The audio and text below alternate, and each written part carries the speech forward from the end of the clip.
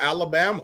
Alabama's taking on Wisconsin after beating L.A. Monroe 73-0 last week. There's a lot at stake for the Crimson Tide, but I also want to go into the preview for this matchup and kind of break down Alabama's keys to victory versus Wisconsin. Specifically, let's start off on the offensive side, man. Where's Wisconsin? That's how I say it. I'm from the hood. Listen, I mean, this is another game. Like I said it on last week's show for y'all, is they got to get to just where it's a faceless opponent. You're not worrying about who the hell you're playing. This is a bad Wisconsin team. They've struggled week 1, week 2. Hell, I think they had 16 rush attempts last week for like 17 yards before they hit a reverse for like 70-something yards. I mean, this is a team that's struggling. You need to go out and handle business again like you did this past week. Ty played great, and people, they played Louisiana Monroe. I don't give a shit who they play. Hell, everybody knows, and JB especially knows, like, it's hard to complete 17 for 17 routes on air for some guys. To do that in a game, have multiple touchdowns called back. He threw for 3, ran for 1. This offense needs to establish the run, play nasty again up front. Defense fly around. I thought they played much better, but I just got to see it week in and week out. I'll tell you, one thing I do not understand, and this kind of goes into the Deion conversation.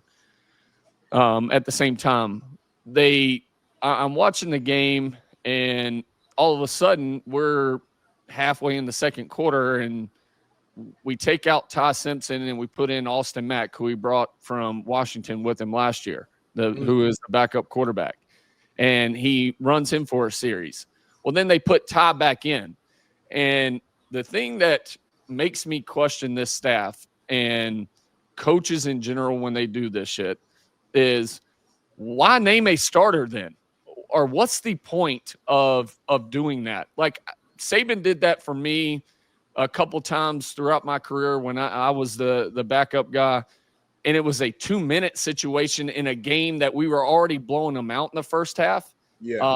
Just because I was young and he wanted to see, hey, how is he going to respond and play in a pressure, moment of 2 minutes, and how will he lead this, starting offense down the field? But to take him out and put this in, when you do shit like this and you play, throw in a quarterback and you make it seem like, even if you did tell the team, it's easy to divide a locker room. And for a team that's already struggled week 1, and now you throw the backup in, and he goes down, and Austin played well. He took him down. They scored. I just don't understand it, because you already named Ty as a starter. And if you named a starter, well, then you ride with him until you don't want to ride with him anymore. I don't understand the throwing another kid in there. It's the same with Deion. I don't understand if you name Salter the starter. And, did he play great in the first game? No. But you really lost that game off of a clock management situation and not as a head coach, not understanding how to manage the clock at the end of the game when you had a chance to go down and tie it and send it into overtime. And then he comes out and struggles the second game, but you go through 2 more quarterbacks. It's all confusing to me. Like, what are we doing in the offseason? Are we practicing hard enough? Are we doing enough game-like situations to where we're doing enough 2-minute or we're doing enough, 4-minute clock management? Like, what are we putting these kids in? What situations are we just going through the motions in practice? It makes me question these coaching staffs. And then, people wonder why, like, dudes are getting fired left and right. Hell, I don't understand how you can go a whole offseason and not have an established starter and then ride with that dude until, the wheels fall off or it goes really bad, and then you make a decision. AJ, let me ask you something real quick. The stuff you just mentioned real quick, do you think it's because we're appeasing the player because of NIL, and we have to get them on the field because it's ass backwards in Deion's scenario because they got the young pup that they paid money to from going to other places. Yeah, and you know how quick these kids how thin skinned they are. They're just gonna fucking he'll bounce and be in the portal here before long. Is it Deion kind of saying, all right, ego on this side, I don't care what you do, I'm gonna do my way, and then on this side, it's like I'm trying to play three guys to figure out who the one is. I don't know if you can do it because I think it cost him. In your particular point, he wasn't there all spring and winter because of health issues. So it's a bad deal going on all across the landscape. No, it is 100% because I mean you put the young kid in Julian Lewis, I think, and you put him in second. So you were obviously saying, hey, this kid's good enough to be our backup guy.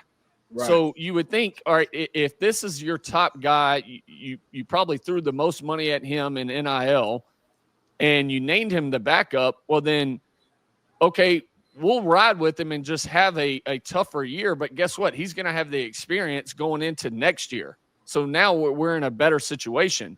But then you pass him up and you go to the third string kid, the stop kid, like, I just don't understand. And yeah, I mean, to answer your question, JB, like I do think it has a lot to do with NIL and trying to keep kids happy. And maybe it's the same situation for Alabama where, listen, Austin Mack and not knocking him at all, but coming from Washington with DeBoer, and I'm sure DeBoer probably said, hey, you're going to have a chance. You know this offense. You're going to have a chance to compete. And then they competed and it didn't work out for him. So maybe he's trying to keep him happy. Even though you got Keelan Russell, who's the top guy coming out of high school last year, like you also got to keep him happy. So, I mean, it's a tough situation. But my biggest thing is, as a head coach, when you make a decision, and especially for Colorado, like you made a decision, and now you're playing three guys. How divided is that locker room? Because everybody has friends, and when you play on a team, we've all played the game at a high level. When everybody ain't friends with everybody on a team. Right. Like that people didn't understand that about me, but listen, I'm not coming in here to be everybody's best friend. But guess what? When we get inside the white lines, you're going to be able to fucking depend on me to do my job. And I want to depend on you to do your job. And guess what? If we do our jobs, then we'll win and we'll be successful and everybody gets what they want. But I don't need us to be buddy and fucking take care of each other the whole time that way and be best friends and go out after the game. No, I ain't worried about that. I just want to fucking win. Hey, Smitty, before you go, the thing's been flipped, AJ, in my opinion. Watching college football and having all the games on and getting the luxury to have all these different games on at one time, and I'm looking around these games on these different TVs, I'm like, the shit's been flipped. Now we're fighting each other on the team. If you watch, not only in the NFL, but I'm talking about everywhere. College is horrible. They're fighting each other, but then they're homies with the other team. Yeah. I'm like, hold on, because the portal has created this. I don't know. It's a band of mercenaries, man. They come there to get paid, and then they act like they're all for themselves. I don't know if they can ever recover from this. Nobody's together anymore because there's no camaraderie, man. There's 30 new kids every semester. Like, I mean, on all kind of teams. And I think that's what, why so many coaching staffs are trying to get back to the Dabo Swinney way and building a true culture again. And, he caught so much hell for not being in the portal, but it's just, and it's what I talked about with Alabama, like having a nucleus of guys that were from the state that understand Alabama football. Like you need guys that are from Colorado or from surrounding areas that don't just want to go to Colorado for the hype of Deion and say, oh, well, I play for Coach Prime. Like you got to have some culture there and guys that understand the history of that program a little bit. In this day and age, it's hard to do, right? Because you got so many kids, 70 new kids on North Carolina. You got 50 on Florida State. You got a ton at LSU. Like there's so many kids all over, and it's going to be that way every year. It's just tough in college football, especially, and with pay not being incentive based and pay just being, hey, you come here, we're guaranteeing this. Like That's what makes it so different from the NFL. And in NFL contracts, hell, a lot of dudes get paid off an incentive base. Like, hey, I got to achieve this, or we got to win this amount of games or whatever. Like, dudes are out there to play for the team. College is a little more, selfish now. Oh, 100%. Let me ask you, last thing I got for you real quick, AJ.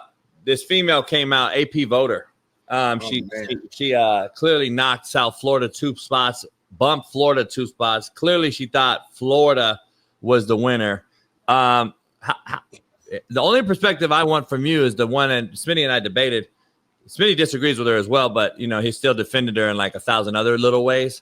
But anyway, it rhymes with like "hey, May" and "they." But anyway, I want to ask you.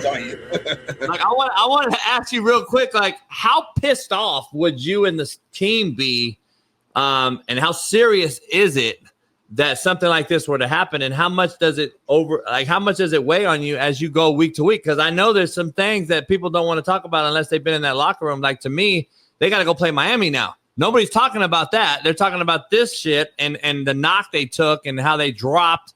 And if they lose a tough game to Miami, AJ, it's hard to recover with this soft generation, in my opinion. Like, now they're like, oh, well, we got fucked. You know what I mean? I can already see it. Is that a huge thing to you guys? Would you be pissed off in the locker room if something like this happened? I mean, me personally, no. But this is an issue I have with all voting. And I don't give a shit if it's a female, what you call yourself. We got too many people a part of college football that don't understand the game of football.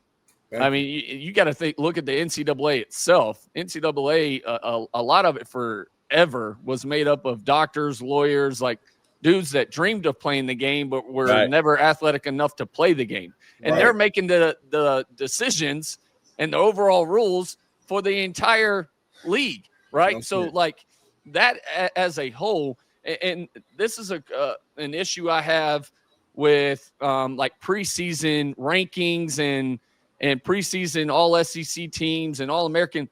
You got so many people allowed to vote on this that don't watch shit. They don't watch film. Like main example, and use him because of Alabama, but Jeremy Bernard, he was the leading receiver for Alabama last year. Number 5. He's been an absolute dog this year. I've talked him up. Like, watching games and watching film from last year, this kid was your best receiver. I understand Ryan Williams brought all the hype and made big plays, but on a consistent basis, this kid transferred from Washington, came over with Coach DeBoer. He was your best receiver. He didn't even sniff a preseason all-SEC team, and he's your leading receiver again this year. It's like, how in the hell does this kid get left off? First team, second team, anything. Like, they voted guys on there that didn't do shit the previous year. So it's too much of that. Like, hell, they wanted to knock the BCS era, but at least the fucking algorithm that the computer was coming up with went off of just numbers. Like, when it came to voting, it didn't go off of humans saying, oh, well, I think this team, and they couldn't name 3 people on that team. Like, that's an issue. They got to find a way, whether that's splitting away from the NCAA and creating their own division. They got to find a solution to this, because it is, listen, you can't be allowed to vote. I don't care if you're a guy, a woman. I don't give a shit. Know the damn teams that you're voting for. Talk about it. That's exactly what I said, AJ. I appreciate you on that, man. And what I think is this: we need more guys and more coaches like this coach right here, this Alabama legend right here. Can you put him on the screen real quick, Bailey? We need more guys like this to be voting for the AP teams and kind of, helping get this thing back in control. Don't you agree, AJ? 100%. That's why, who the fuck is this guy? Who the fuck, like, whoever made this AI shit's ruining the world, AJ. I'm just telling you right now, because they got, like, literally have me and some sort in there, but I don't know who the fuck else it is. And then they got my damn coach in some Bose headphones, dog. Like, like, what the fuck are those, dog? That boy was a podcaster during the game, AJ. I can't tell I'm Micah Parsons. I can't tell if he's playing in San Fran, old the San Fran's old stadium or what? Where the hell we're at? Candlestick. Look at God damn, little ass arms too, though. Look at your shoulders. They did get that right. Look, baby arms. Like it was my neck when I was fat. It was my neck. That's it, really. I think that's really it, though. Like I don't get it, man.